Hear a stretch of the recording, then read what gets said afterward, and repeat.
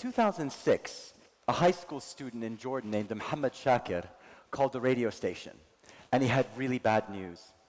He was a big weather buff, and he called them and he said, according to my weather predictions, what we're going to see this weekend is some of the worst snowfall and rainfall that Jordan has ever seen. And it's really going to affect the historical city of Petra. So for God's sake, call the meteorologists, call the emergency services, and let everybody know that they need to shut down Petra this weekend because there's going to be a huge risk of flash floods. But again, who's going to listen to a 16-year-old boy who's telling you the sky is falling? Unfortunately, his prediction came true, and that weekend 14 tourists were killed in Petra because of flash floods. But what it did is it caused everybody to stand up and take notice of that young man.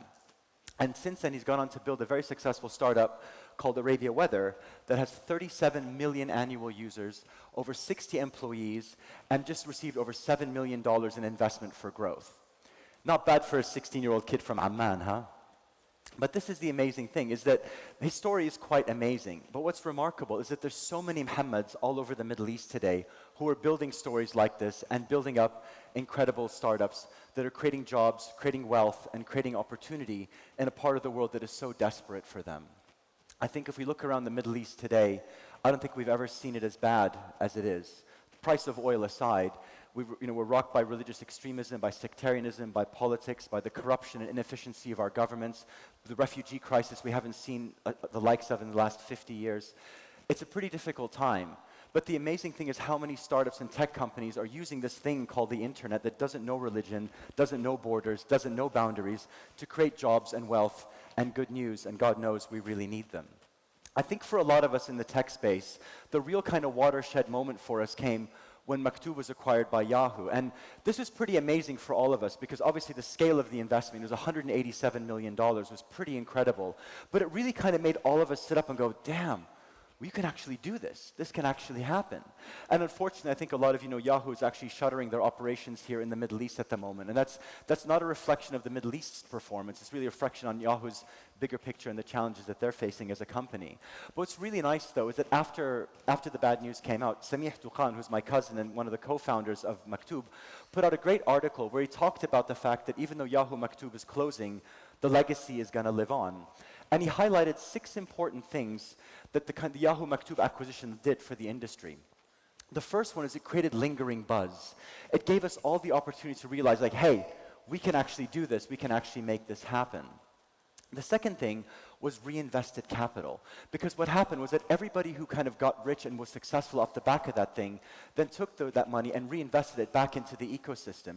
And this is something we're seeing more and more of, all these great kind of companies mushrooming out of the bigger companies. And if you just think about some of the great enterprises of the Middle East of the last 20 or 30 years, imagine if the first 1,000 employees of Emirates Airlines had shares in that company. What sort of wealth would those 1,000 people have gone on to create since then? And this is what we're seeing now with these tech companies. The third thing is it attracted global investors. It really kind of made people sit up and realize that the Middle East is actually a viable place for investment and for growth. And I think it's nice to see there's a lot of people from global VC funds actively investing in the region, but also at STEP here this week. Today, we estimate there's about $500 million in investment from outside the Middle East available for investment in tech companies in MENA. It's also created more tech companies because of the kind of the growth of everything else around it. And it's really sparked success. And there's been so many other successful investments and exits and growth since then. And it's increased employment in a part of the world that's so desperate for it. Analysts estimate that we need to create 20 million new jobs in the next 20 years to keep the young Arab youth employed in the future.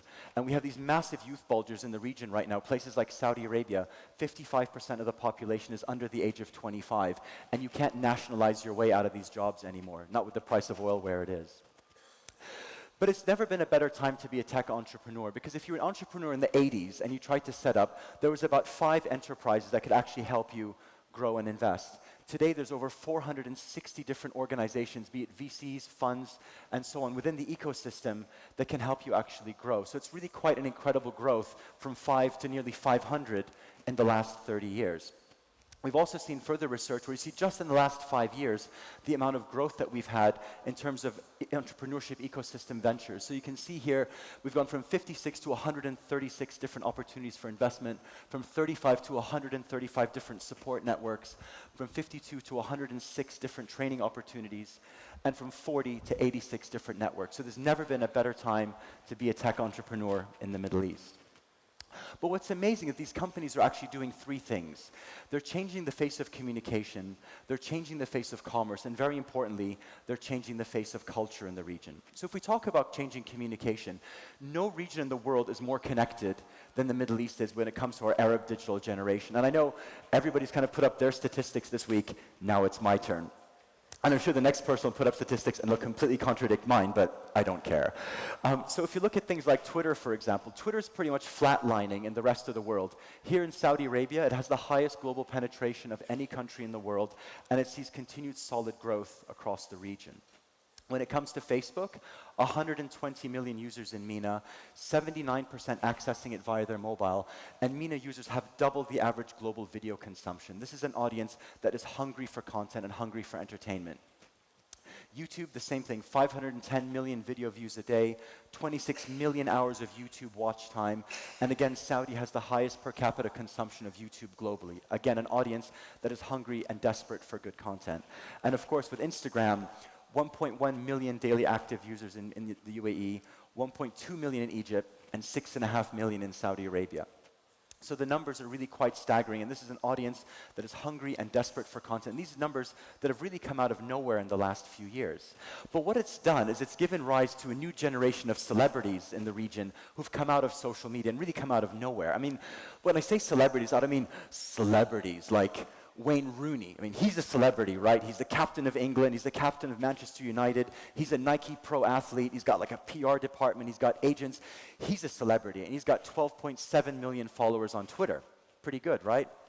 Well, allow me to introduce you to Dr. Sheikh Muhammad Al-Arifi, a conservative Islamic scholar who's gone on record to say it's okay for husbands to lightly beat their wives when they disobey them. This man has 14.4 million followers on Twitter, and I guarantee you he doesn't have a PR agency. But what's really amazing is people like this are taking some of the most traditional conservative aspects of society and completely updating them to a new modern audience that's still desperate to connect with them, wants to be part of the conversation, but is choosing different platforms to have these sort of conversations. And it's working across all different aspects of communication. So what's amazing is that this guy has 1.5 million more fans than Wayne Rooney and 6 million more than Pope Francis. It's pretty amazing, right? But there's also given rise to a whole new generation of content creators as well. So you have platforms like Kharabish, for example, that are creating opportunities for video and content creators to go in, to create content, to create entertainment for an Arab audience and monetize it. And the same applies with companies like U-Turn, which are also capturing the spirit where they're creating Arab content by Arab creators for Arab creators. And so here's an example of what some of that branded content looks like. Sound up? Start that again. أعزائي المشاهدين مؤمن احنا مو صلحنا مشكلة اللمبات؟ دقيقة انت ليش لونك بيضة كده؟ تنور. هذه بس عشان يعني الموسم الرابع فابغى حطيت كلوز اب دايموند التبييض الفوري. حطيته على شعرك كمان؟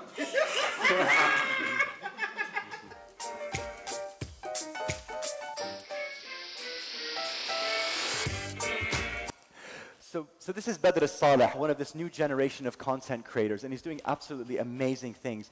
And he's got the most incredible audiences. If you look at his numbers, for comparison, Last Week Tonight with John Oliver has 3.1 million subscribers on YouTube.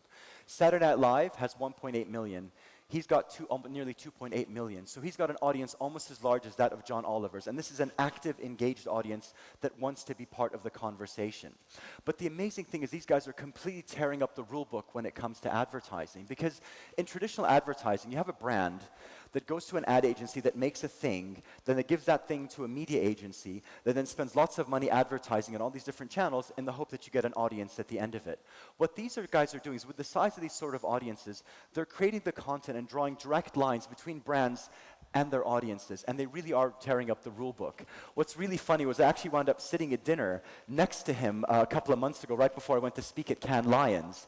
And I sat next to him, I was like, dude, Badr Saleh, I can't believe this. I'm talking about you on Wednesday. And he went, really, where? I went, Cannes Lions. And he went, what's that? And I was like, dude, it's the Oscars of advertising. And he was like, oh, that's nice. Like, you know, thanks. Nice one. So that's the amazing thing, is that they're creating awesome, huge audiences that are directly engaged with them. And there's a whole bunch of other people like this. So for example, Vine Lab create over 4,000 pieces of content a month. They reach an audience of over 80 million consumers, managing the social media assets of some of the most influential celebrities here in the Middle East. So again, a great regional startup that's creating jobs, creating wealth, but also creating really good content and entertainment for a Middle Eastern audience. And there's also companies like Tarjameh, and these guys are just amazing. I mean, if you've ever talked to Noor Al-Hassan, you know what she's doing today. There's over 100 women in the Middle East now that have been trained on translation, that have almost full-time employment. But what's really amazing is that they're actually about to become the first social enterprise outside the US to be listed with Upwork because of their support for women. And if you actually speak to Noor, you realize, like, Tarjameh is literally the tip of the iceberg in terms of her ambition. And she's actually working on things right now that are going to empower and employ thousands of Arab women right now. So really great initiatives happening here in the region. We're also changing the face of commerce. And of course, no conversation about commerce in the Middle East can go on without a chat about Suit, you know. But the amazing thing is they've gone from 5 employees in 2005 to 3,000 employees today. That's a real, genuine impact on society here. Over 1 million products listed on their website. But what's amazing is the fact that over 50% of their transactions are still done with cash. And so the really important thing for kind of, you know, brands to realize, if you come into the Middle East, you have to be able to adapt yourself to these different audiences. And the problem with things like cash is it's actually quite an inefficient way to sell stuff online, because, you know, quite often the majority of products that go out quite often have to be returned, because you kind of go out to do a cash on delivery, and you go deliver your iPhone, and the lady who orders says, oh, thanks, you know what, I already bought one, I don't want any more, can you take it back? And there's not much you can say if they haven't given you the cash yet. The same applies if somebody orders 3 pairs of shoes and they turn up at your house and you go, ooh, actually I only really like the red ones, I can take the others back. So for example, with Careem, we're now actually creating a new technology called Careem Cash, which actually solves the problem both for the consumer and for the retailer, where you can actually, in the future, you'll be able to make payments where if you want to make cash on delivery, say, I want to pay with Careem Cash, and then a Careem captain will actually come to your house and collect the cash for you. It's something we're still piloting, but it's a really good example of how you can actually create unique solutions to problems here in the Middle East. And if you want to talk about e-commerce, we need to talk about Haraj. Does anybody know Haraj? This thing is amazing. This is a Saudi e-commerce site where you can buy the usual things, you know, iPhones, Swarovski pendants, cars, and so on. But if you scroll a little bit further down the page, you get this. Camels, sheep, livestock, exotic birds. And so you can actually buy livestock on this dude's website among the iPhones and the Land Cruisers. And this is the sort of thing that you see the listing here. So you can see here, for example, you know, رحود للبيع طايع وهادي ويطرب الركاب والسنة الرابعة. This is a 4-year-old camel that is very calm and very nice. سبب البيع الصومالي ما يعرف له. The reason for the sale is my Somali cannot ride it. It's incredible, right? I mean, this is amazing. But Haraj is full of stuff like this. It's amazing. And what's even better is when you go down, you start to read the comments. And because this is where you actually negotiate. So people start to bid. But then you get things like this. People say, MashaAllah, Tabarak ar-Rahman. Like, people just want to drop in and say, what a beautiful camel, MashaAllah, and just move on. It's amazing, right? But it's so sincere and it's so wonderful. But this is an incredible site. This site generates over $20 million a year in revenue. But the funny thing is, there's no payment button on the website. When you're ready to make your transaction, you create a virtual uqsum billah, and you kind of make like a virtual pledge. I swear to God, you make a virtual pledge on the website, and you agree to pay the seller, and the seller also pledges to pay Haraj for what they're doing. $20 million a year in revenue, ladies and gentlemen. $200 million pre-money valuation, as we might say. So yeah, a huge opportunity if anybody wants to invest in e-commerce in Saudi Arabia. But these brands are also changing culture. You know, these companies are doing a lot to change the way in which we kind of live and operate. And every aspect of our culture is subject to disruption by technology today. And when I say everything, I mean everything. So you can see here the guy performing his Hajj on a hoverboard. But what's really amazing, this actually sparked off huge debate online. The people say, like, is this haram? Is this halal? Is he actually getting like all the extra credit because he's doing this and so on? And then one very wise Islamic scholar stepped in and said, nobody knows this man's situation but him. Leave him alone. It's fine. But everything is subject for disruption. Even the way in which we court with one another. So in places like Saudi Arabia, where young men and women find the opportunities to interact with each other very limited, back in the day they had something called targim, numbering, where if you saw a nice boy, a nice girl in the mall, you write your phone number down on a piece of paper, leave it for her, and then she might come by and pick it up, and then she could like message you and you could talk to each other and flirt. And of course that gave way kind of to more advanced technologies, like putting your BBM pin on the back of your car, right? So if you see a nice boy, you could just take his BBM pin and you can chat with him. But even these aspects of society are being updated today. So let me introduce you to Al-Kattaba Rashid. The kattaba in very traditional society is the lady with the book. And in a very traditional village, you might have an old lady with a book, and she knows where all the young men and all the young women are who want to get married in that town. And you would go to her and say, I've got this boy, he's 22, this is his kind of outlook on life. And she'd go, oh, I've got just the girl for you. Even this has been updated today where you can actually send her screenshots to Instagram and she'll post people for you. So you see here, for example, الجنس أنثى القبيلة لاحقا العمر 22. She's 22, she's a woman, she lives in Al-Ain. Her height 157 centimeters, الوزن 75 والتابع رجيم. She's 75 kilos but is on diet. So you see, every aspect of our society today is subject to disruption by technology. And it gives rise even to platforms like this, for example, like Ta'arraf. And don't you dare call it Ta'arraf the Tinder of the Middle East, because they don't see themselves that way. They see themselves as an online matrimonial site, because dating doesn't exist in the Arab world. So it's a platform where young men and women can connect with each other and get to know each other. But there's a lot of very subtle things around it that are very typical to Middle Eastern culture. So for example, you can't see the girl's face immediately. You have to talk a few times. You kind of have to level up so that you can actually see her profile picture, and then you can connect and talk to each other. But it's incredibly sensitive to the needs of the region. And so you get questions like this that may sound weird to an outsider, but are spot on for very conservative aspects of society. So here's a question for a woman. Would you accept being the wife of an already married man? One for the boys. Would you accept if your wife has a job outside the house? And another one for the ladies. What kind of hijab do you wear? Burqa, niqab, shila. So you can see, it sounds really alien to a foreigner, but to us, this is a perfectly acceptable aspect of society. And if you want to create relevant platforms for people to get married, you can do this. What they found on Ta'arraf as well is that a lot of young men and women met and wanted to get married, and then their parents disapprove.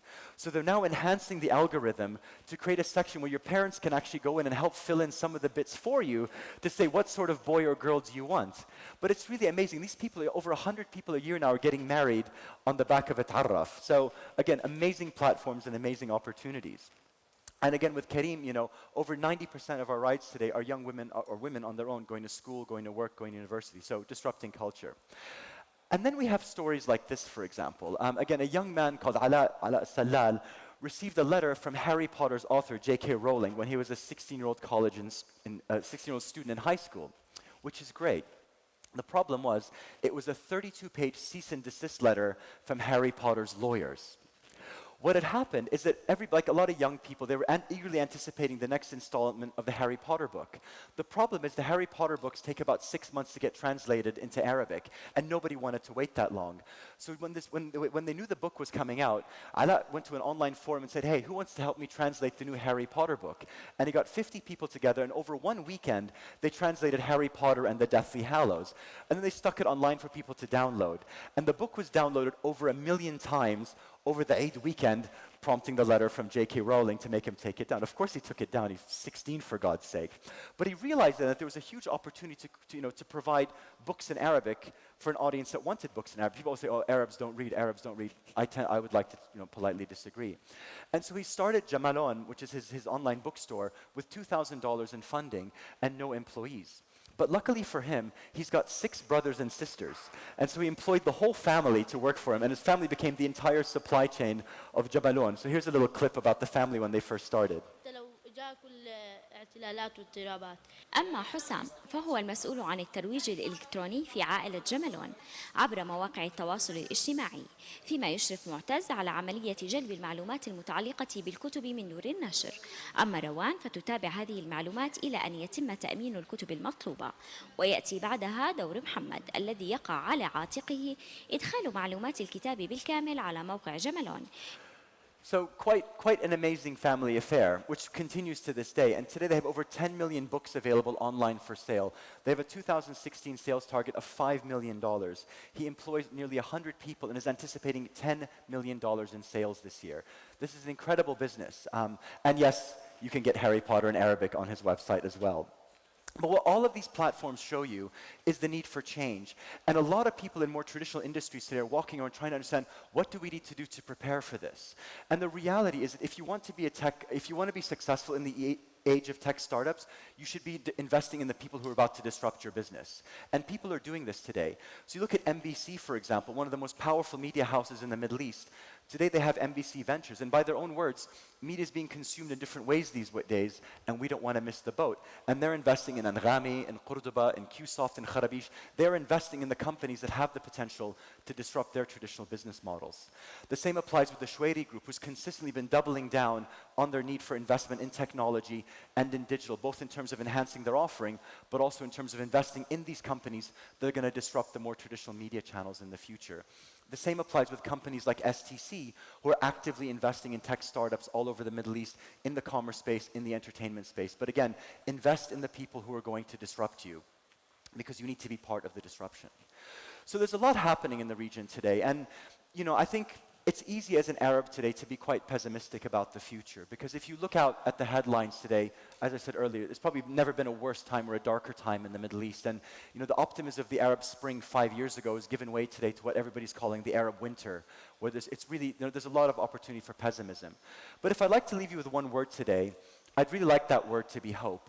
Because, as a Palestinian, I can hope for justice. As a Lebanese, I can hope for an end to all the mess and corruption in my country. But really, as an Arab, I really hope that this Arab digital generation is going to change the world in ways that we can't even imagine yet. Because they're young, they're connected, they're hungry for change, and they're already changing the world in incredible ways. And with this thing called the internet, we have this thing that doesn't know our borders and our governments and our inefficiency and our sectarianism and our politics and our extremism. All I see is hope, and all I see is opportunity. So I've got a lot of hope. I hope you share that feeling. Really hope you like my talk. Thank you very much.